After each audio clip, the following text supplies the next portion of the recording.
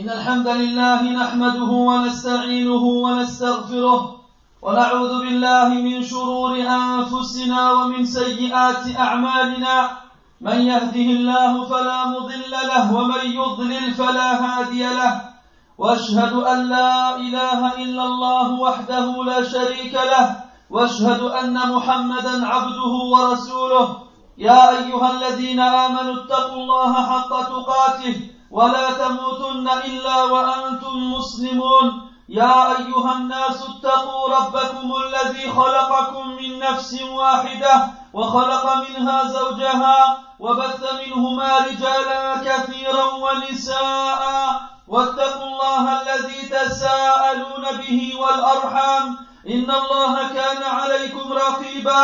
يا أيها الذين آمنوا اتقوا الله وقولوا قولا سديدا يصلح لكم أعمالكم ويغفر لكم ذنوبكم، ومن يطع الله ورسوله فقد فاز فوزا عظيما. أما بعد، فإن أصدق الحديث كتاب الله، وخير الهدي هدي محمد صلى الله عليه وسلم، وشر الأمور محدثاتها، وكل محدثة بدعة، وكل بدعة ضلالة، وكل ضلالة في النار. أما بعد عباد الله، جاء في الصحيحين عن عبد الله بن عمرو بن العاص رضي الله عنهما أن النبي صلى الله عليه وسلم قال: 4 خلال من كن فيه كان منافقا خالصا: من إذا حدث كذب، وإذا وعد أخلف، وإذا عاهد غدر، وإذا خاصم فجر. ومن كانت فيه خصلة منهن كانت فيه خصلة من النفاق حتى يدعها. قال الحافظ ابن كثير رحمه الله: النفاق هو إظهار الخير وإسرار الشر، وهو أنواع: اعتقادي وهو الذي يخلد صاحبه في النار، وعملي وهو من أكبر الذنوب. انتهى كلامه رحمه الله. إخوة الإيمان، لقد كان السلف الكرام يخشون النفاق على أنفسهم، ولم يكونوا كحالنا آمنين، إذ لا يخشى أحدنا النفاق في الوقت الذي ربما كان قد انغمس في أوحاله وصعب عليه الخروج منه، وإلى الله المشتكى. لقد قطع خوف النفاق قلوب السابقين الأولين، وعلى رأسهم الصحابة الكرام رضي الله عنهم، لعلمهم بدقه وجله وتفاصيله وجمله ساءت ظنونهم بنفوسهم حتى خشوا أن يكونوا من جملة المنافقين. فقد قال البخاري رحمه الله في صحيحه: قال ابن أبي مليكة رحمه الله: أدركت 30 من أصحاب النبي صلى الله عليه وسلم ورضي الله عنهم كلهم يخاف النفاق على نفسه، بل كان عمر بن الخطاب رضي الله عنه يقول لحذيفة بن اليمان: أنشدك الله، هل سماني لك رسول الله صلى الله عليه وسلم، يعني في المنافقين؟ فيقول حذيفة رضي الله عنه: لا، ولا أزكي بعدك أحدا. قال ابن الوزير رحمه الله في الروض الباسم: ولم يخف عمر من النفاق الذي هو الشك في الإسلام، فإنه يعلم براءة نفسه منه، بل نحن نعلم براءته منه بما شهد له به رسول الله صلى الله عليه وسلم من الفضائل الكثيرة والمناقب الكبيرة، وإنما خاف من صغائر النفاق الذي هو خلف الموعد وخيانة الأمانة والكذب في الحديث، فإن المؤمن الورع قد يدخل عليه من صغائر بعض هذه الخصال ما يدق ولا يتفطن له. انتهى كلامه رحمه الله. وجاء في صحيح مسلم عن حنظلة رضي الله عنه قال: لقيني أبو بكر رضي الله عنه فقال: كيف أنت يا حنظلة؟ قال: قلت: نافق حنظلة. قال: سبحان الله، ما تقول؟ قال: قلت: نكون عند رسول الله صلى الله عليه وسلم يذكرنا بالنار والجنة حتى كأننا رأي عين. فإذا خرجنا من عند رسول الله صلى الله عليه وسلم عافسنا الأزواج والأولاد والضيعات فنسينا كثيرا. قال أبو بكر رضي الله عنه: فوالله إنا لنلقى مثل هذا. فانطلقت أنا وأبو بكر رضي الله عنه حتى دخلنا على رسول الله صلى الله عليه وسلم. قلت: نافق حنظلة يا رسول الله. فقال رسول الله صلى الله عليه وسلم: وما ذاك؟ قلت: يا رسول الله، نكون عندك تذكرنا بالنار والجنة حتى كأننا رأي عين، فإذا خرجنا من عندك عافسنا الأزواج والأولاد والضيعات ونسينا كثيرا. فقال رسول الله صلى الله عليه وسلم: والذي نفسي بيده إن لو تدومون على ما تقولون عندي وفي الذكر لصافحتكم الملائكة على فرشكم وفي طرقكم، ولكن يا حنظلة ساعة وساعة. قال النووي رحمه الله: قوله نافق حنظلة معناه أنه خاف أنه منافق، حيث كان يحصل له الخوف في مجلس النبي صلى الله عليه وسلم، ويظهر عليه ذلك مع المراقبة والفكر والإقبال على الآخرة، فإذا خرج اشتغل بالزوجة والأولاد ومعاش الدنيا. وأصل النفاق إظهار ما يكتم خلافه من الشر، فخاف أن يكون ذلك نفاقا، فأعلمهم النبي صلى الله عليه وسلم أنه ليس بنفاق، وأنهم لا يكلفون الدوام على ذلك. ساعة وساعة أي ساعة كذا وساعة كذا. انتهى كلامه رحمه الله. فاتقوا النفاق أيها المسلمون، ولا سيما أصغره، وإياكم وكل عمل يؤدي إليه.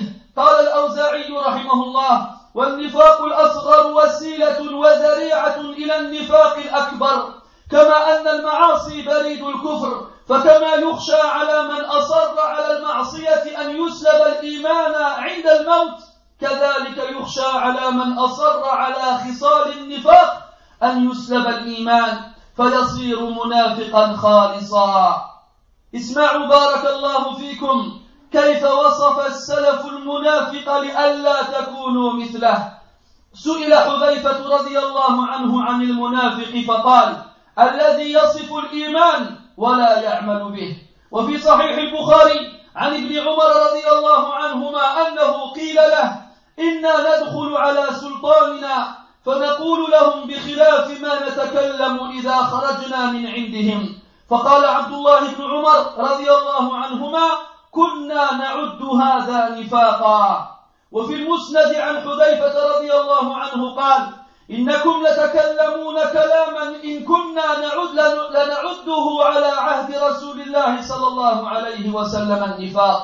وفي رواية قال: إن كان الرجل ليتكلم بالكلمة على عهد رسول الله فيصير بها منافقا، وإني لأسمعها من أحدكم في اليوم في المجلس 10 مرار. قال بلال بن سعد رحمه الله: المنافق يقول ما يعرف ويعمل ما ينكر. وقال الشعبي رحمه الله: من كذب فهو منافق. وأخرج أحمد في الزهد عن أبي الدرداء رضي الله عنه أنه قال: استعيذوا بالله من خشوع النفاق. قيل: وما خشوع النفاق؟ قال رضي الله عنه: أن يرى الجسد خاشعا والقلب ليس بخاشع. ثم اعلموا رحمكم الله أن السلف أكثر من تحذير وتخويف الناس من النفاق حتى لا يأمنوه. كيف لا؟ ويذكر عن الحسن رحمه الله أنه قال: ما خافه إلا مؤمن ولا أمنه إلا منافق. وروي عنه أنه حلف: ما مضى مؤمن قط ولا بقي إلا وهو من النفاق مشفق أي خائف، ولا مضى منافق قط ولا بقي إلا وهو من النفاق آمن. وسمع رجل أبا الدرداء رضي الله عنه يتعوذ من النفاق في صلاته، فلما سلم قال له: ما شأنك وشأن النفاق؟ فقال أبو الدرداء رضي الله عنه: اللهم غفرا، اللهم غفرا، اللهم غفرا، لا تأمن البلاء، والله إن الرجل ليفتن في ساعة واحدة فينقلب عن دينه. وقال محمد بن سيرين رحمه الله: ما علي شيء أخوف من هذه الآية. ومن الناس من يقول آمنا بالله وباليوم الآخر وما هم بمؤمنين. وقال أيوب السختياني رحمه الله: كل آية في القرآن فيها ذكر النفاق فإني أخافها على نفسي. وسئل الإمام أحمد رحمه الله: ما تقول في من لا يخاف على نفسه النفاق؟ فقال رحمه الله: ومن يأمن على نفسه النفاق؟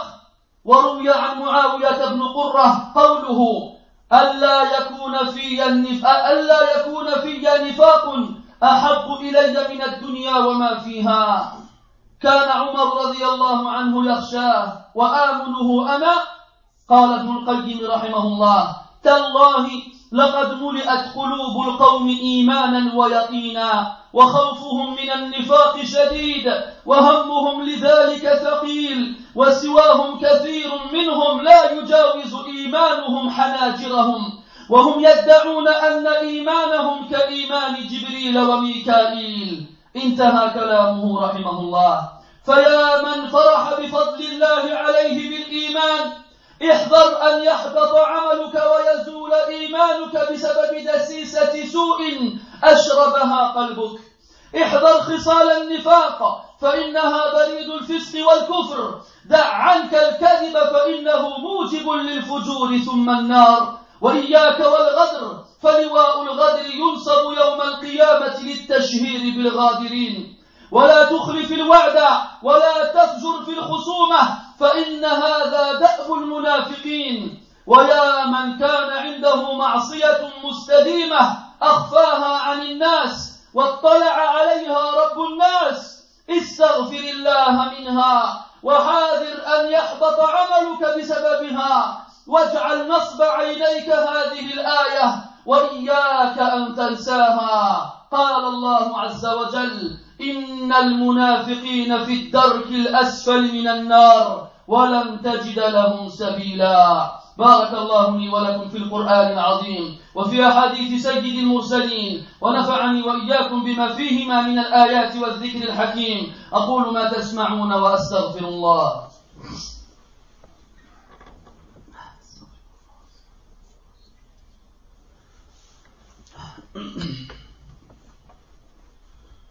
الحمد لله على إحسانه، والشكر له على توفيقه وامتنانه، واشهد أن لا إله إلا الله وحده لا شريك له تعظيما لشأنه، واشهد أن محمدا عبده ورسوله الداعي إلى رضوانه، صلى الله وملائكته والصالحون من خلقه عليه، كما وحد الله وعرف به ودعا إليه. اللهم وعلى آله وأصحابه وأحبابه وأتباعه وعلى كل من اهتدى بهديه واستنى بسنته واقتفى أثره إلى يوم الدين. Mes très chers frères, le prophète sallallahu alayhi wa sallam a dit 4 caractéristiques. Celui qui les a en lui sera un hypocrite complet. Celui qui, lorsqu'il s'exprime, ment. Lorsqu'il promet, ne tient pas sa promesse. Lorsqu'il donne son engagement, il le trahit. Et lorsqu'il se dispute, il exagère et il dépasse les limites dans la dispute. Et celui qui aura en lui une de ces caractéristiques aura en lui une des caractéristiques de l'hypocrisie jusqu'à ce qu'il la délaisse.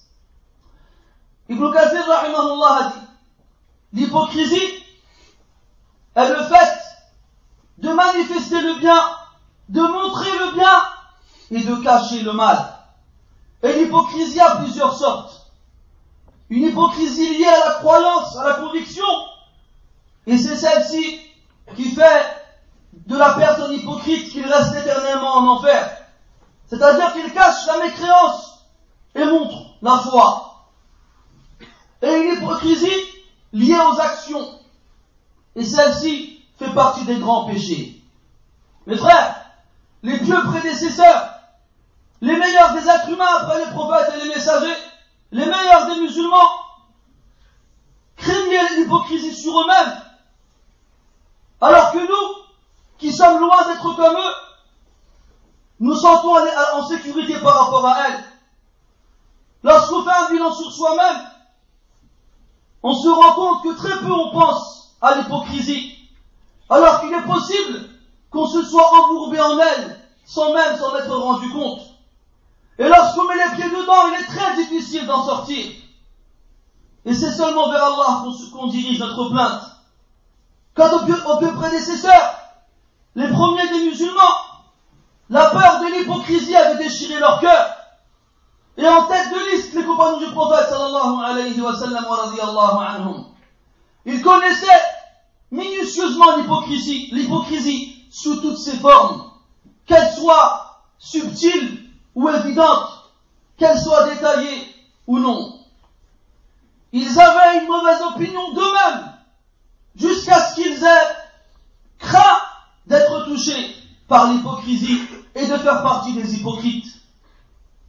Al-Bukhari rahimahullah rapporte d'après Ibn Abi Mulaika rahimahullah, qui nous dit: j'ai rencontré 30 compagnons du prophète alayhi salatu wassalam wa radiyallahu anhum. Ils avaient tous peur de l'hypocrisie pour eux-mêmes. Omar ibn Khattab radiyallahu anhu a été voir Hudhayfa ibn al-Yaman.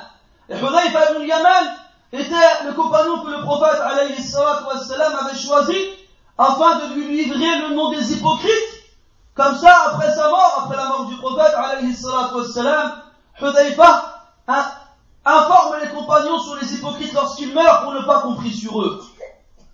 D'ailleurs, ce jour-là, il y avait une janaza, une prière mortuaire sur un homme. Et Omar radiallahu anhu courait vers la mosquée pour ne pas rater la prière. Et Hudhayfa l'a appelé, lui a dit: viens voir, ne prie pas sur celui-ci. Et il s'est tu. Alors Omar radiallahu anhu s'est souvenu que Hudhayfa avait la liste du nom des hypocrites. Et il lui dit alors, radiallahu anhu: je t'implore par Allah, est-ce que le prophète sallallahu alayhi wa sallam a cité à toi? Est-ce qu'il a dit mon nom dans cette liste-là? Et c'est Omar ibn Khattab radiallahu anhu, le deuxième meilleur homme de la communauté, c'est-à-dire après Abu Bakr radiallahu anhu, sans compter bien entendu le prophète alayhi salatu wassalam, celui qui a reçu de la part du prophète alayhi salatu wassalam l'information pure et complète qu'il ferait partie des gens du paradis.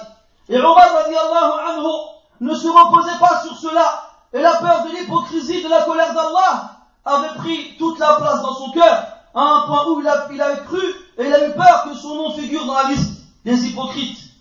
Alors Hudhayfa radiallahu anhu lui dit: non, et jamais après toi je ne donnerai de certificat à quiconque, comme quoi il n'est pas un hypocrite. Les savants ont expliqué la peur de Omar radiallahu anhu devant l'hypocrisie.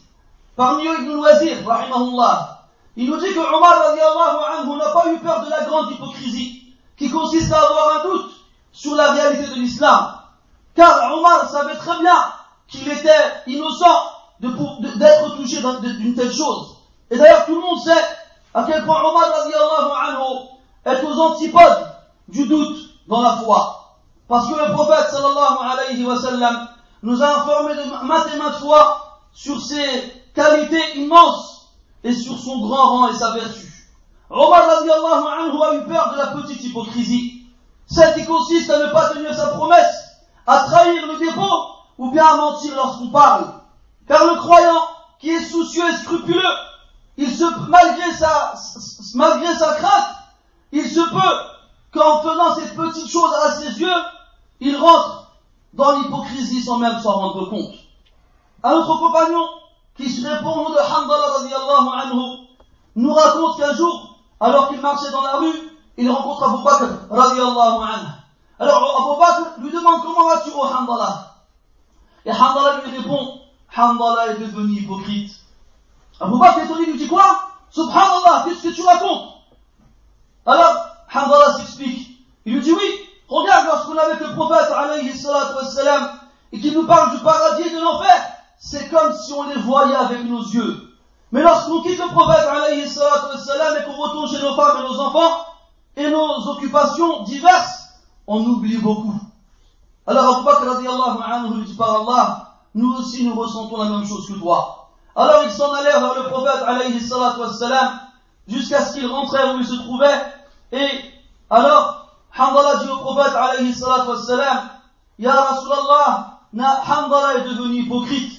Alors le prophète sallallahu alayhi wa sallam lui dit quoi? Mais qu'est-ce que tu dis? Alors il lui répète la même chose qu'il a dit à Abu Bakr radiyallahu anhu. Et le prophète lui répond alors alayhi salatu wa sallam en le rassurant, par celui dont mon âme est entre ses mains, si vous étiez constamment comme vous êtes lorsque vous êtes avec moi, les anges vous auraient serré la main dans vos maisons et dans vos chemins. Mais Hanzala, une heure comme ci et une heure comme ça.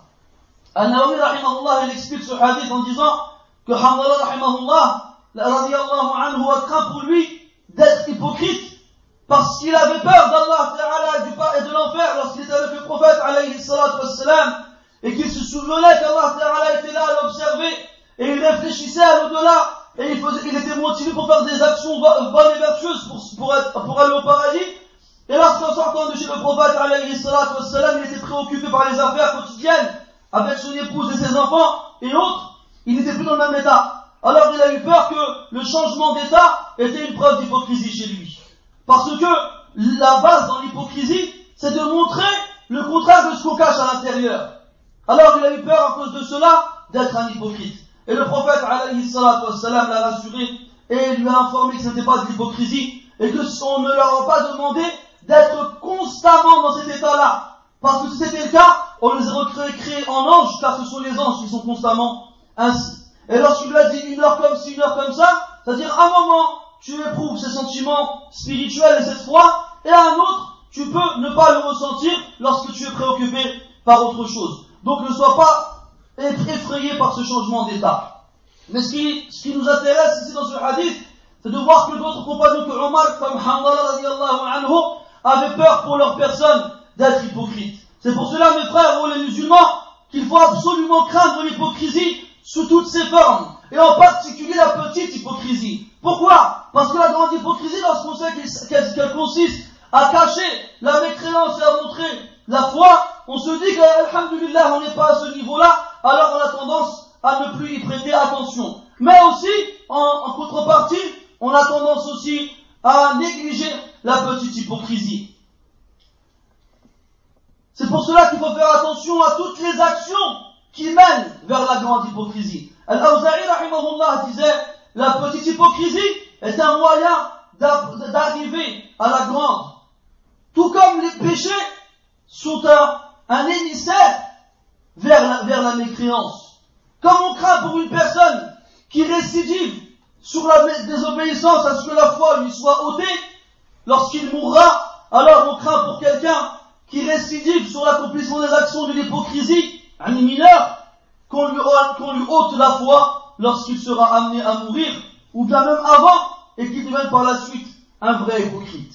Mes frères, afin que vous sachiez comment ne pas devenir un hypocrite à travers les petites actions, celles auxquelles on n'accorde pas d'importance, regardez comment les salafs, les deux prédécesseurs, ont expliqué qu'est-ce qu'était l'hypocrite. On a demandé à Hudayfa radiyallahu anhu, qu'est-ce que l'hypocrite? Il a répondu, celui qui décrit la foi, mais qui ne la met pas en pratique. Et Ibn Umar radiyallahu anhu, on lui a dit que lorsqu'on rentre chez nos gouverneurs, nous leur disons des choses contraires à ce que nous disons lorsqu'on sort de chez eux. Alors, Abdullah ibn Umar leur a dit, nous considérions ce genre de comportement auparavant comme étant de l'hypocrisie. Et Hudayfa radiyallahu anhu a dit, vous dites des paroles que nous considérions à l'époque du prophète sallallahu alayhi wa sallam comme étant de l'hypocrisie. Et dans une autre version, il a dit, il y a des gens parmi vous qui disent des paroles qu'à l'époque du prophète alayhi salatu wa sallam, lorsqu'on les disait, on devenait à cause d'elles des hypocrites. Et moi, je les entends de certains parmi vous, dans la même journée, dans la même assise, des dizaines de fois. Des dizaines de fois. Et Bilal ibn Sa'd, rahimahullah, a dit, le munafiq est celui qui dit ce qu'il connaît et qui met en pratique ce qu'il ne connaît pas. Al-Sha'bi, rahimahullah, il a dit, tout menteur est un hypocrite. Abu Darda, radiyallahu anhu, a dit, réfugiez-vous auprès d'Allah contre le recueillement hypocrite. Ils lui demandèrent, qu'est-ce que le recueillement hypocrite? Il répondit, c'est le fait de voir le corps recueilli et humble, alors que le cœur ne l'est pas. Et sachez mes frères, qu'à cause de la gravité de l'hypocrisie, les deux prédécesseurs n'ont cessé de mettre en garde et d'effrayer les gens quant à l'hypocrisie, afin de ne pas se sentir en sécurité et en paix vis-à-vis d'elle. Comment ne pas avoir peur de l'hypocrisie? Comment penser qu'on puisse être préservé de l'hypocrisie, alors qu'Al-Hassan al-Basri rahimahullah disait, n'a peur de l'hypocrisie qu'un croyant, et ne se sent en sécurité vis-à-vis de l'hypocrisie qu'un hypocrite. Et une fois, il a juré par Allah et il a dit, il n'y a pas un croyant qui existe sans qu'il ait peur de l'hypocrisie. Et il n'y a pas un hypocrite qui existe sans qu'il ne se sente en sécurité vis-à-vis de l'hypocrisie. Un jour, un homme a entendu Abu Darda radiyallahu anhu pendant la prière demander refuge auprès d'Allah Ta'ala contre l'hypocrisie. Lorsqu'il a fini la prière, l'homme a été voir Abu Darda et lui a dit, mais qu'est-ce que tu as à voir avec l'hypocrisie, toi? Tu es un compagnon du prophète, alayhi salatu wassalam, tu n'as pas à craindre cela. Alors, Abu Darda radiyallahu anhu a répondu, oh Allah, pardon, oh Allah, pardon, oh Allah, pardon. Et il a dit à cette personne, ne te sens pas en sécurité vis-à-vis de l'hypocrisie. Par Allah, il est possible qu'une personne soit tentée en un moment, et à cause de cette tentation, il arrête, et il apostasie, wal-iyadu billah. Muhammad ibn Sirin, rahimahullah, disait, il n'y a pas un verset qui m'a plus effrayé que celui-ci, celui où Allah Ta'ala, il dit, وَمِنَ النَّاسِ مَنْ يَقُولُ آمَنَّا بِاللَّهِ وَبِالْيَوْمِ الْآخِرِ وَمَا هُمْ بِمُؤْمِنِينَ. Il y a parmi les gens certains qui disent, nous croyons en Allah et au jour dernier, alors qu'ils ne sont pas parmi les croyants. Ayyub as-Sikhtiyani, rahimahullah, disait, il n'y a pas un verset dans le Coran dans lequel l'hypocrisie est citée sans que je ne craigne qu'il me concerne. On la demande à l'imam Ahmad, rahimahullah, que dis-tu au sujet d'une personne qui n'a pas peur pour lui de l'hypocrisie? Il a répondu, rahimahullah, étonné, et est-ce que qui le préserve et qui préserve sa personne de l'hypocrisie? On a rapporté d'après Muawiyah ibn Qurra, rahimahullah, cette parole. Le fait qu'il n'y a aucune hypocrisie en moi m'est préférable que ce baron et ce qu'il contient. Omar radiyallahu anhu avait peur de l'hypocrisie. Comment moi pourrais-je me sentir en sécurité vis-à-vis de lui, d'elle? Ibn al-Qayyim rahimahullah disait par Allah, en commentant toutes ces paroles-là, il disait par Allah, le cœur de ces gens-là était rempli de foi et de certitude. Et pourtant, ils avaient une peur énorme de l'hypocrisie. Et ils étaient très soucieux et inquiets à cause de cela. Alors que ceux qui leur sont étrangers les autres, c'est-à-dire moi et vous, la plupart d'entre eux, la foi ne dépasse pas leur gosier. Et pourtant, ils prétendent avoir la foi de Jibril et de Mikaïl. Mes frères, vous qui êtes contents parce qu'Allah tabaraka wa ta'ala vous a favorisé par la foi, faites attention à ce que vos actions ne soient pas effacées et éliminées. Faites attention à ce que votre foi ne disparaisse pas à cause d'un secret néfaste et noir qui réside au fond de notre cœur. Qu'on fasse attention aux caractéristiques de l'hypocrisie, car c'est le courrier qui ramène vers la perversion et la mécréance. Délaisse le mensonge, car il amène vers la perversion, et la perversion amène vers l'enfer. Prends garde à la traîtrise, car sache que le traître, on lui donnera un étendard le jour du jugement, qui mettra en évidence sa traîtrise aux yeux des gens. Et lorsque tu fais une promesse, tiens-la, et tiens tes engagements. Et si tu as amené à te disputer avec quelqu'un, reste sobre, et reste simple, et ne dépasse pas les limites, car c'est ainsi qu'agissent les hypocrites. Quant à toi qui as beaucoup de désobéissance, tu les caches aux yeux des gens, en oubliant que le Seigneur des gens les voit clairement. Implore le pardon d'Allah subhanahu wa ta'ala pour ces péchés-là. Et prends garde à ce que tes actions ne soient pas vaines à cause de ces actions-là. Et mets devant tes yeux ce verset tout le temps. Et prends garde à ne pas l'oublier. Ce verset où Allah ta'ala nous dit, certes, les hypocrites seront dans le plus bas degré de l'enfer, et tu ne leur trouveras jamais aucun chemin pour en sortir. نسأل الله تبارك وتعالى بأسمائه الحسنى وصفاته العلى أن يحفظنا من النفاق. اللهم إنا نعوذ بك من النفاق. اللهم إنا نعوذ بك من النفاق. اللهم إنا نعوذ بك من النفاق والشقاق وسوء الأخلاق. اللهم طهر قلوبنا من النفاق، اللهم طهر قلوبنا من النفاق، اللهم طهر أعمالنا من الرياء واجعلها خالصة لوجهك يا سميع الدعاء.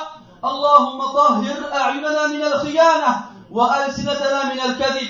اللهم رب الناس اذهب البأس، اشف وأنت الشافي. اللهم اشف مرضانا يا شافي المرضى، اللهم اشف مرضانا يا شافي المرضى. اللهم من كان من عبادك هؤلاء مريضا اللهم أبدل سقمه صحة ومرضه عافية. اللهم إن